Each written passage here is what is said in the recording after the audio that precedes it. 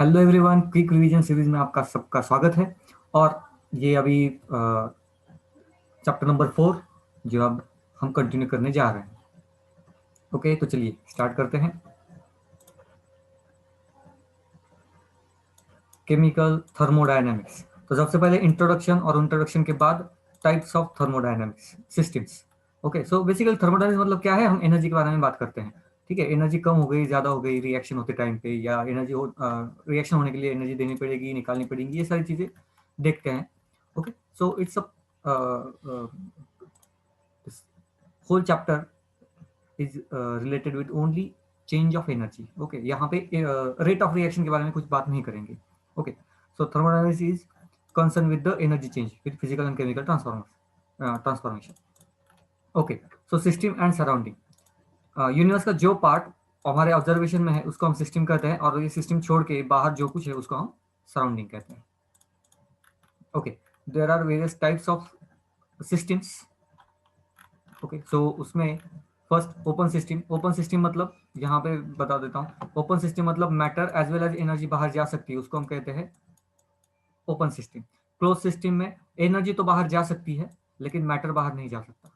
Okay, तो ये close system. Isolated system में ना एनर्जी बाहर जा सकती है, ना मास बाहर जा सकता है, मैटर बाहर जा सकता है, कुछ भी नहीं बाहर सकता। ये आइसोलेटेड सिस्टम। ये 3 टाइप के सिस्टम होते हैं।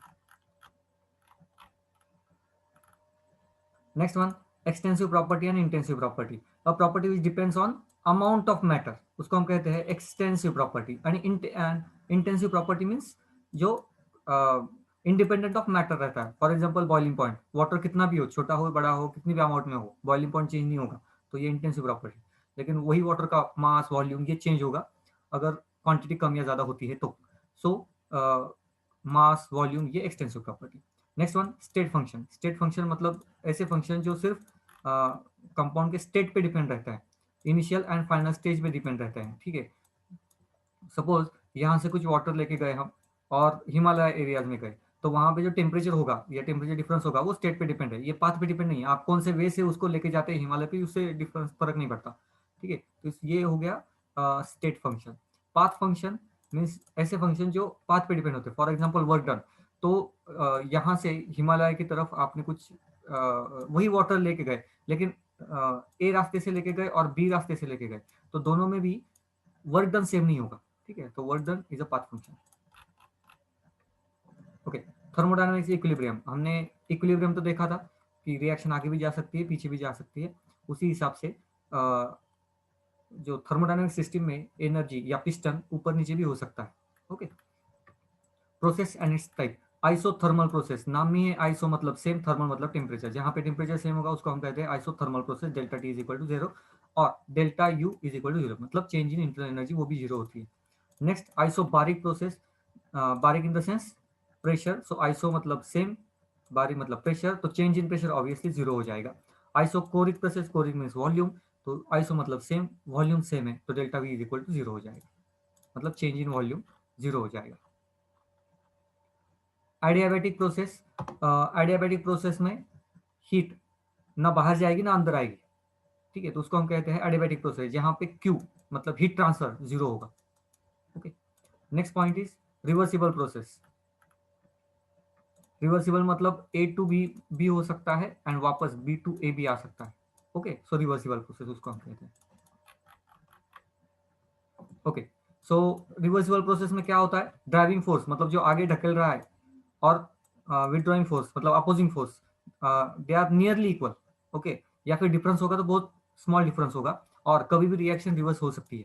ओके,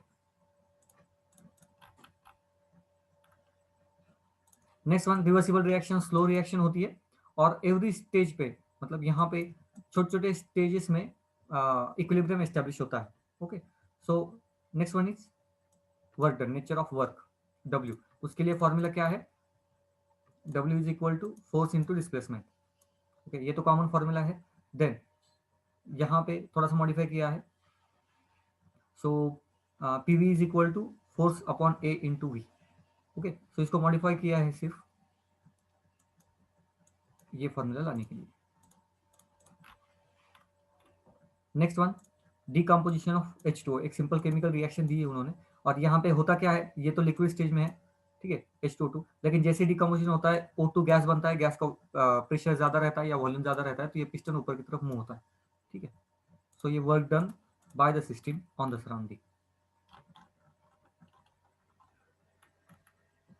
नेक्स्ट टाइप है NH3 एंड HCl गैस के बीच में रिएक्शन। ये दोनों भी गैस है, इससे क्या बनता है, सॉलिड बनता है। ओके, सो यहाँ पे ये दोनों गैस है, यहाँ पे सॉलिड बनता है, सॉलिड का वॉल्यूम कम होता है, इसलिए ये पिस्टन नीचे की तरफ शिफ्ट होगा। तो इसका मतलब है work done by the surrounding on the system.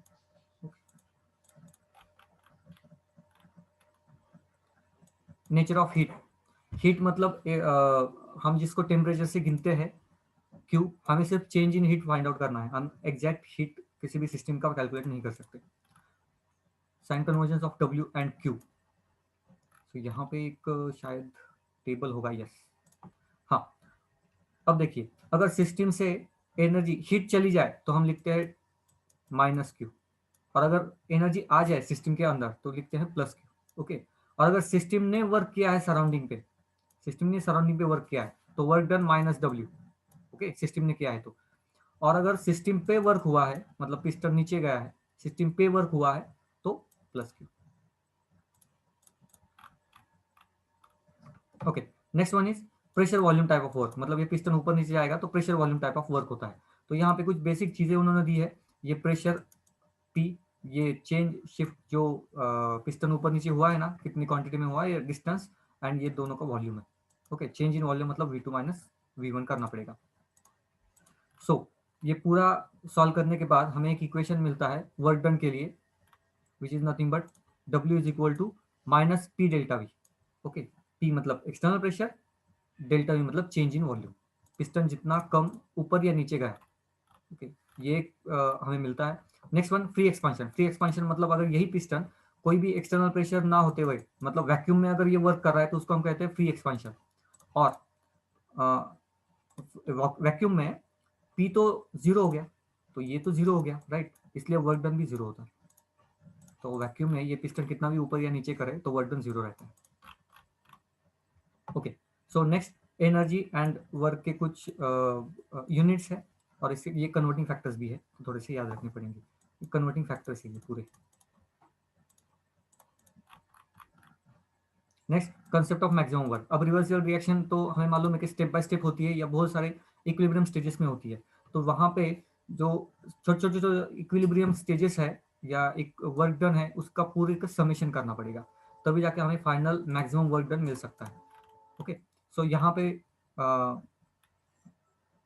उसी के बारे में एक हाइपोथेसिस क्रिएट करके हमने कुछ डेरिवेशन देखे थे। सो इसका final expression for maximum work done. Okay, तो यहाँ पे आप देख सकते हो छोटे छोटे वर्क डन, यहाँ से यहाँ तक delta we delta we delta we करके V1 टू V2 ये इक्विलिब्रियम में होता है। सो इसका समेशन लेने के बाद हमें फाइनल इक्वेशन मिलता है, ये देखिए, इसका समेशन लेने के बाद पूरे कैलकुलेशन करने के बाद हमें फाइनल इक्वेशन मिलता है ये वाला, W is equal to minus 2.03 nRT log of V2 of minus V2 divided by V1।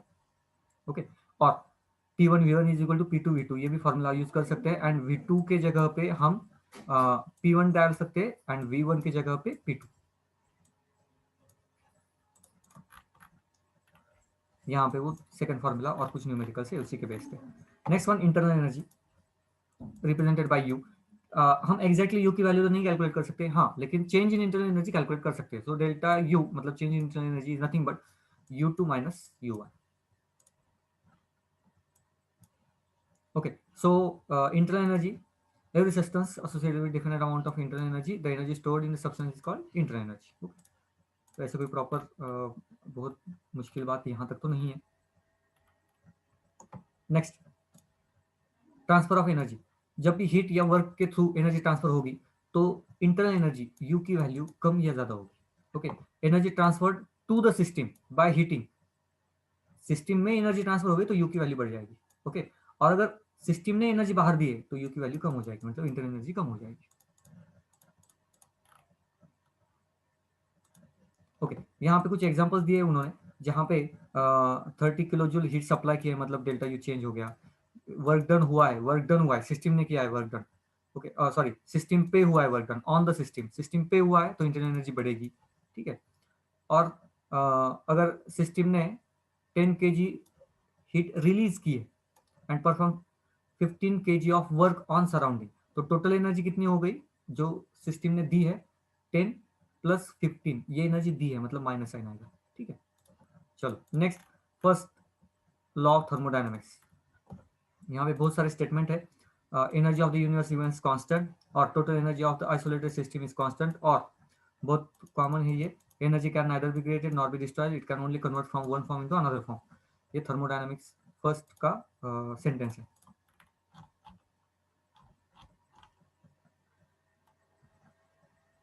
Next one, formation of first law of thermodynamics. First law of thermodynamics के बारे में उन्होंने बात की अभी यहाँ पे। ओके, सो Q मतलब हीट, W मतलब वर्क डन, इन्हीं को यूज करके उन्होंने एक इक्वेशन दिया है, डेल्टा यू मतलब change in internal energy is nothing but Q मतलब हीट प्लस W मतलब वर्क डन। वर्क डन और हीट यही डिसाइड करता है कि चेंज इन इंटरनल एनर्जी में कितना चेंज हुआ है। ओके, चलो आइसोथर्मल, अभी इसी इक्वेशन को थोड़ा सा प्रोसेस करेंगे। आइसोथर्मल प्रोसेस होती है, आइसोथर्मल मतलब change, delta T change in temperature zero होता है, तो टेम्परेचर जीरो है मतलब डेल्टा यू जीरो। ठीक है, तो ये वैल्यू जीरो हो गई, is equal to Q plus W. और आइसोथर्मल पोजिशन में क्या होता है, वर्क डन, जितना भी वर्क डन होगा कैसे होगा, हीट से होगा, जितने हम हीट सप्लाई करेंगे उसका उसका वर्क डन होगा। Okay, next, adiabatic process. Adiabatic process में क्या होता है, नो एक्सचेंज ऑफ हीट, तो क्यू की वैल्यू हो गई जीरो, इसका मतलब delta U is equal to W, या फिर change in internal energy is equal to W, मतलब जितना वर्क डन होगा चाहे वो सिस्टम पे करे या सिस्टम से हो, उतनी ही इंटरनल एनर्जी चेंज हो जाएगी पॉजिटिव या नेगेटिव साइड पे। Next one, isochoric process. अब आइसोकोरिक प्रोसेस में सबसे पहले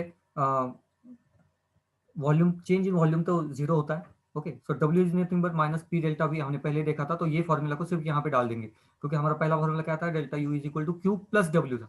ठीक है, तो प्लस डब्ल्यू की जगह पे ये वैल्यू डाल देंगे, यहाँ पे डाल दी उन्होंने। अब यहाँ पे क्या होता है, डेल्टा यू की वैल्यू जीरो है मतलब ये जीरो हो गया, ये निगलेक्ट हो गया। ठीक है, so delta U is nothing but Q, मतलब यहाँ पे चेंज इन इंटरनल एनर्जी कब होगी, जितनी हीट मिलेगी वो पूरी की पूरी energy as a internal energy absorb हो जाएगी।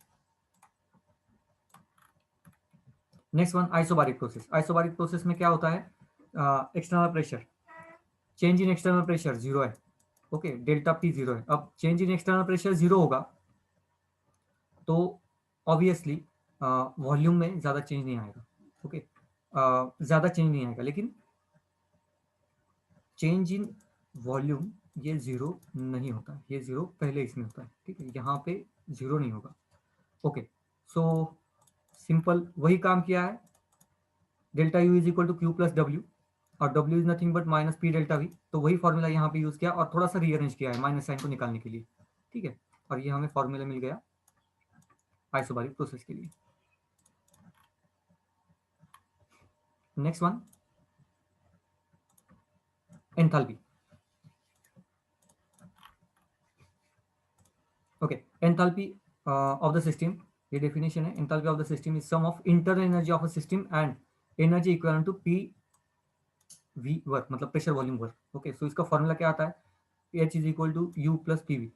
इसको याद रखना, हमें ये फॉर्मूला याद नहीं रखना है, हमें फॉर्मूला याद रखना है,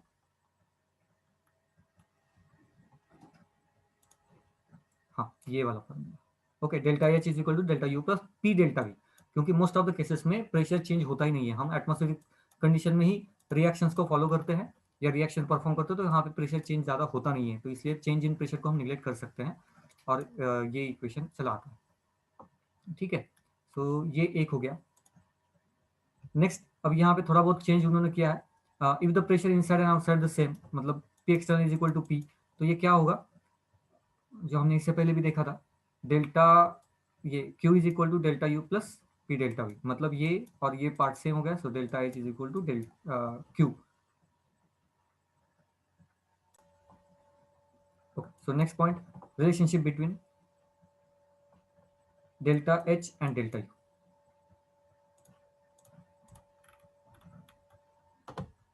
थोड़ा बहुत डेरिवेशन है या थोड़े छोटे छोटे चेंजेस है। Okay, delta is equal delta U plus P delta we, ये तो हमारा था ही इक्वेशन। अगर हम चेंज इन वॉल्यूम को जीरो रखें तो क्या हो जाएगा, delta H and delta you same हो जाएगा, एक पॉइंट। ठीक है, delta H and delta you same हो जाएगा। अगर इसको निग्लेक्ट नहीं करना है फिर तो हमें ये delta V nothing but V2 minus V1 और ये पूरा कैलकुलेशन वगैरह करना पड़ेगा।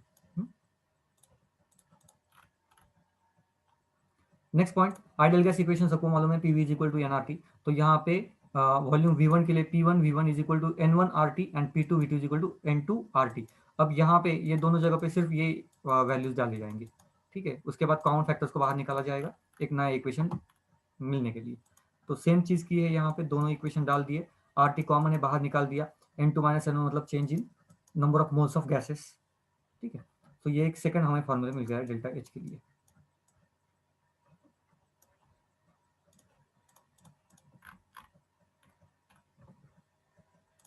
Next one, work done in chemical reaction. Chemical reaction में वर्क डन कैसे फाइंड आउट करते हैं? So work done by system at constant temperature and pressure is given as W is equal to P delta V। Okay, ये तो simple है। अब delta V मतलब V2 minus V1, ये थोड़ा बहुत चेंजेस किए हैं और यहाँ पे फिर से आइडियल गैस इक्वेशन यूज किया है। देन फाइनल इक्वेशन क्या आया? W is nothing but minus delta N RT। Okay, delta N मतलब क्या है? Change in number of moles of gases.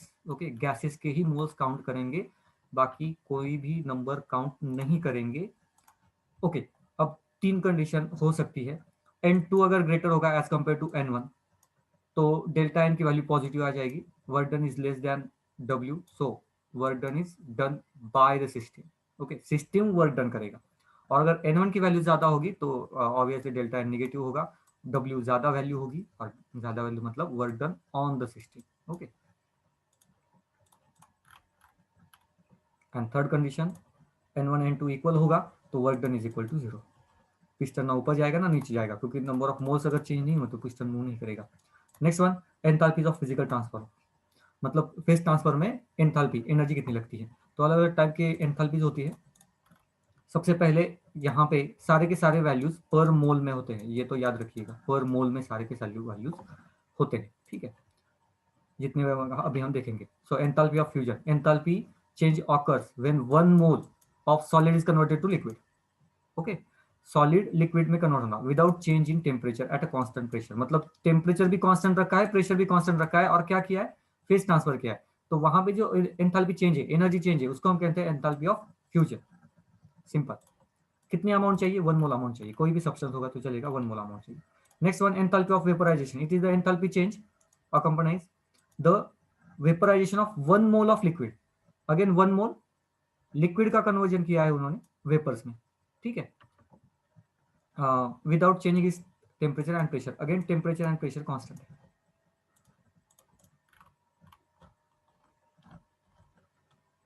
Next one, enthalpy of sublimation. Sublimation में हमें मालूम है सॉलिड टू डायरेक्ट गैसेस में कन्वर्जन होता है, ठीक है। It is the enthalpy change for the conversion of 1 mole of solid directly into vapours at constant temperature and pressure. Okay, अब यहाँ पे बीच में लिक्विड स्टेज भी आता है, तो ये सॉलिड का लिक्विड एंड लिक्विड का गैस, इन दोनों का भी एडिशन करेंगे तो भी वही अमाउंट आने वाली है जो हमने अभी देखा था, enthalpy of fusion and enthalpy of vaporisation, दोनों के एडिशन करोगे तो भी हमें मिल जाएगा। यहाँ पे सिर्फ ग्राफिकल रिप्रेजेंटेशन, सब्लिमेशन मतलब दोनों की एडिशन, ये फर्स्ट स्टेज, ये second stage. Next one, enthalpy of ionisation. Okay, it is the enthalpy change of the removal of an electron from 1 mole of gaseous atom. कोई भी एटम जो कि gaseous state में हो उसमें से आउटरमोस्ट शेल में इलेक्ट्रॉन बाहर निकलने के लिए जो एनर्जी लगती है उसको हम कहते हैं enthalpy of ionisation. Okay, simple सा पॉइंट है। एंथैल्पी ऑफ एटोमाइजेशन, वर्ड याद रखना है, एटोमाइजेशन आयनाइजेशन क्या होता है, कैसे होता है। The enthalpy change of the dissociation of 1 mole of gaseous substance into atoms. For example H2 है, ठीक है, दोनों भी ये H अलग होने के लिए जो एनर्जी लगेगी उसको हम कहेंगे enthalpy of atomisation. Okay, enthalpy of atomisation मतलब एटम्स बनने चाहिए, कहाँ से? मॉलिक्यूल से। यहाँ पे उन्होंने एग्जांपल दिया है, यहाँ पे भी एग्जांपल दिया है। Next one, enthalpy of solution. Okay, enthalpy of solution is enthalpy change in the process when 1 mole of substance is dissolved in specific amount of solvent. 1 mole substance solvent में dissolve करते time जो energy change होता है, for example HCl आप डाल दोगे तो water में, तो जो एंथैल्पी चेंज होता है वो होता है 4 किलो जूल्स पर मोल। ओके, ये वैल्यू पॉजिटिव है, मतलब ये एंडोथर्मिक रिएक्शन है।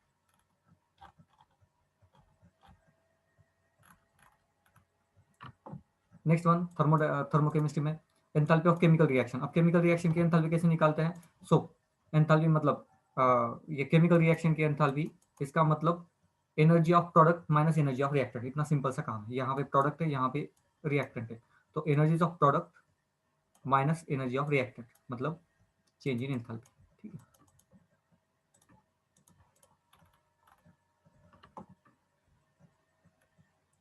Okay. Exothermic and endothermic reaction एकदम सिंपल है। डेल्टा एच की वैल्यू अगर निगेटिव होगी तो एक्सोथर्मिक, पॉजिटिव होगी तो endothermic reaction.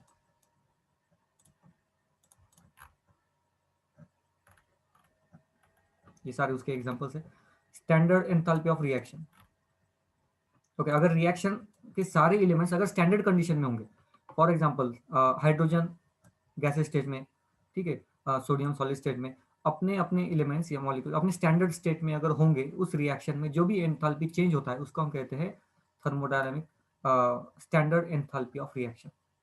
Okay, standard enthalpy of reaction.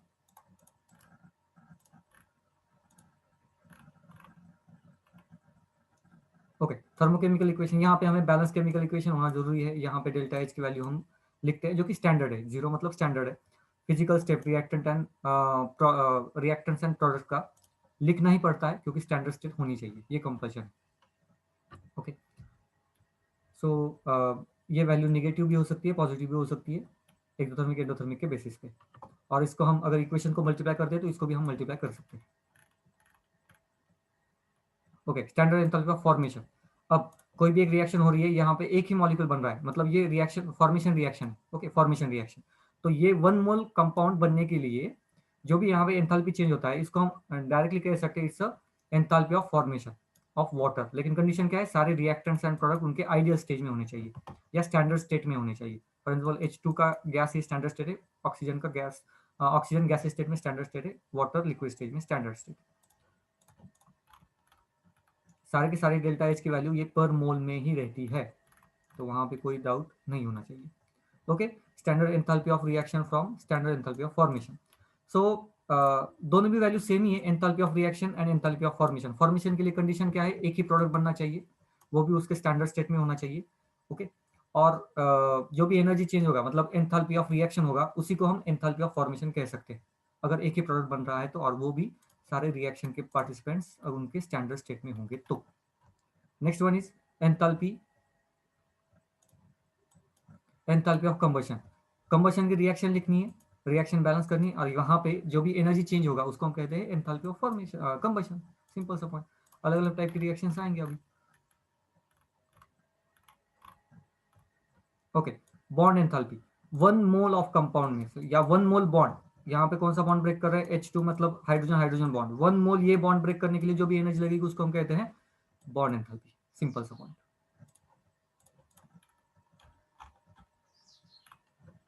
Okay, average bond enthalpy, अगर बहुत ज्यादा बॉन्ड्स है, फॉर एग्जांपल वहां यहाँ पे वाटर पे 2 बॉन्ड है ना, O एंड H के बीच में 2 बॉन्ड है, इसको बॉन्ड ब्रेक करने के लिए अलग एनर्जी लगेगी, इसको बॉन्ड ब्रेक करने के लिए अलग एनर्जी लगेगी, तो इन दोनों एनर्जी का एवरेज मतलब वो होता है average bond energy.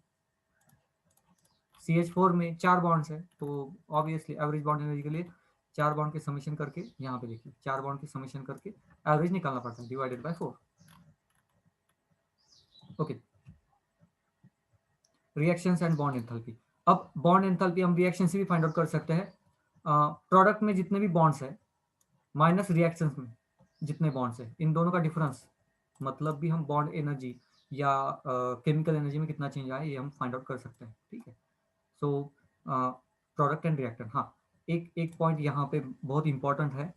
Delta H के लिए हमने फाइंड आउट किया था तो product delta H of product minus reactant था, लेकिन यहाँ पे रिएक्टेंट माइनस प्रोडक्ट है, तो इतना थोड़ा सा याद रखिएगा, ये कंफ्यूजिंग पार्ट है। ओके, बॉन्ड के लिए जब भी बात करेंगे तो रिएक्टेंट माइनस प्रोडक्ट, और अगर डेल्टा एच कंपाउंड्स का हमें मालूम है तो प्रोडक्ट माइनस रिएक्टेंट, ये डिफरेंस।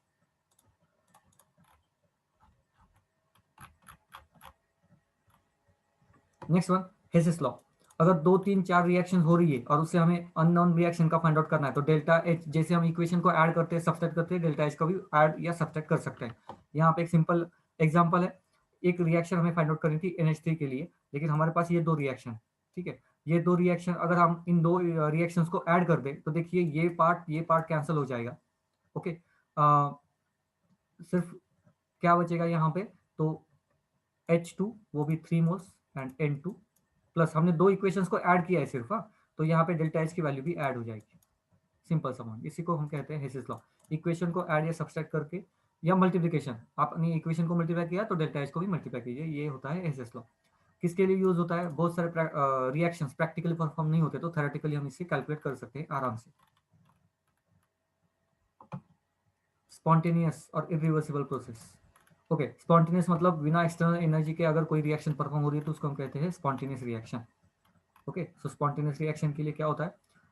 एनी एक्सटर्नल फोर्स की जरूरत नहीं है, वन डायरेक्शनल में होता है। Okay, spontaneous process can be rapid और स्लो, को कैसे भी हो सकती है वो। ओके, ये कब तक होगी? जब तक इक्विलिब्रियम एस्टेब्लिश नहीं होगा तब तक। एनर्जी एंड स्पॉन्टेनिटी, अब इसके बारे में थोड़ी सी बात करनी है, एनर्जी एंड स्पॉन्टेनिटी। ओके, तो सबसे पहले डेल्टा एच से फाइंड आउट करने का ट्राई किया था। डेल्टा एच से हम स्पॉन्टेनिटी निकाल सकते कि नहीं निकाल सकते, लेकिन ये पॉसिबल नहीं है। ओके, सो उसके लिए एंट्रोपी ये वर्ड यूज किया गया। एंट्रोपी मतलब डिसऑर्डर, एकदम वर्ड एक लाइन में। एंट्रोपी मतलब डिसऑर्डर, जहाँ पे डिसऑर्डर जाता है वहाँ पे एंट्रोपी जाता है। Entropy is nothing but delta S, S से रिप्रेजेंट करते हैं उसको।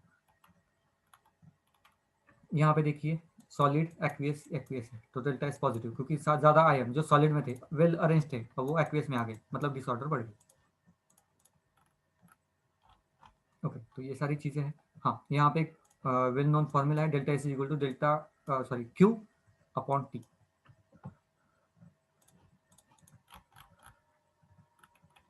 Okay, entropy and spontaneity. Generally ऐसे कहा जाता है जहाँ पे डिसऑर्डर बढ़ेगी वो रिएक्शन स्पॉन्टेनियस होती है, ठीक है। वहाँ पे एक्सेप्शन भी है और उसी को एक्सेप्शंस को कवर करने के लिए बाद में और एक पॉइंट डाला गया था, तो उसको भी हम देखते हैं। Okay, so second law of thermodynamics, यहाँ पे क्या है? That total entropy of system and its surrounding increases in the spontaneous process. Spontaneous process में डेल्टा एस टोटल हमेशा इंक्रीज होती है, ये सिस्टम प्लस सराउंडिंग की है, ठीक है, हमेशा इंक्रीज होगी। ओके, सिर्फ डेल्टा एस से हम स्पॉन्टेनिटी को फाइंड आउट नहीं कर सकते, इसलिए गिव्स फ्री एनर्जी एक यूज किया गया है। ओके, तो यहाँ पे देखिए तीन कंडीशन हो सकते हैं डेल्टा एस के लिए। If it is greater than zero then spontaneous process, if it is less than zero then non spontaneous, and delta S is equal to zero मतलब इक्विलिब्रियम स्टेज में है। Forward as well as backward दोनों भी reaction यहाँ पे perform हो रही है। Okay, gives energy. Gives energy, अब रिएक्शन को, रिएक्शन स्पॉन्टेनियस है कि नहीं उसको देखने के लिए यूज किया गया था। उसका फॉर्मूला क्या है? Delta G, G is equal to H minus T S, लेकिन हमें कौन सा याद रखना है? तो उसका थोड़ा सा डिराइव्ड पार्ट हमें याद रखना है। Delta H is equal to delta H minus T delta H, ये हमें याद रखना है, ठीक है। Okay, so delta G and delta S में कोरिलेशन क्या है? यहीं से इसी इक्वेशन से हम फाइंड आउट कर सकते हैं, इस इक्वेशन से हम फाइंड आउट कर सकते हैं। Okay, so delta S is equal to delta H minus T, ये भी वैल्यूज हम यहाँ पे डाल सकते हैं डेल्टा जी के लिए, एंड अलग अलग इक्वेशन हमने यहाँ से निकालने हैं। So again well known three condition है। Delta S is greater than zero मतलब स्पॉन्टेनियस, उसी टाइम पे डेल्टा जी क्या होगा? लेस देन जीरो होगा। Okay, delta S greater than sorry less than zero होगा, यहाँ पे ग्रेटर देन जीरो था।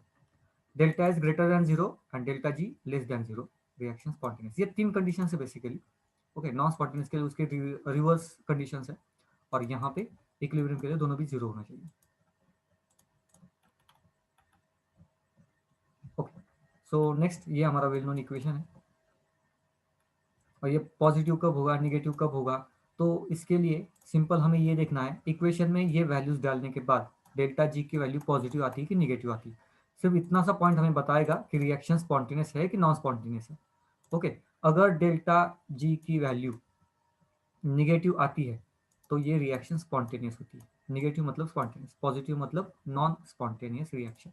हमें सिर्फ वैल्यू डाल के उतना ही देखना है कि डेल्टा जी की वैल्यू कैसी होगी। ओके, तो उसके लिए अलग अलग वो तो फॉर्मूला है ही, ये भी फॉर्मूला हम यूज कर सकते हैं।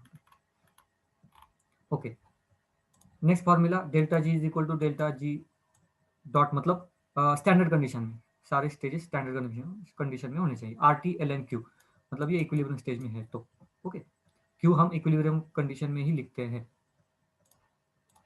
Okay, so Q is nothing but concentration of product divided by concentration of reactant, तो यही वैल्यू यहाँ पे डाल दी गई है, थोड़ा सा कैलकुलेशन किया और अगर गैसेस में है तो कॉन्सेंट्रेशन की वजह पे हम प्रोडक्ट प्रेशर भी लेते हैं।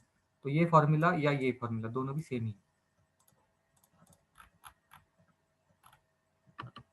ओके, तो यहाँ पे कुछ वैल्यूज फॉर्मूले थोड़े से मॉडिफाई किए हैं, जैसे क्यू की जगह पे के सी यूज किया है, ठीक है, थोड़े से मॉडिफाइड फॉर्मूले, नथिंग एल्स। तो हमने डेल्टा जी के लिए डायरेक्टली दो फॉर्मूले देखे, डेरिवेशन नहीं था, और यहाँ पे ये चैप्टर खत्म। ओके, सो आई थिंक ये सेशन आपको हेल्प करेगा। कोई डाउट होगा तो आप मुझसे पूछ सकते हैं। आज के लिए यहाँ पे रुकते हैं। Thank you very much.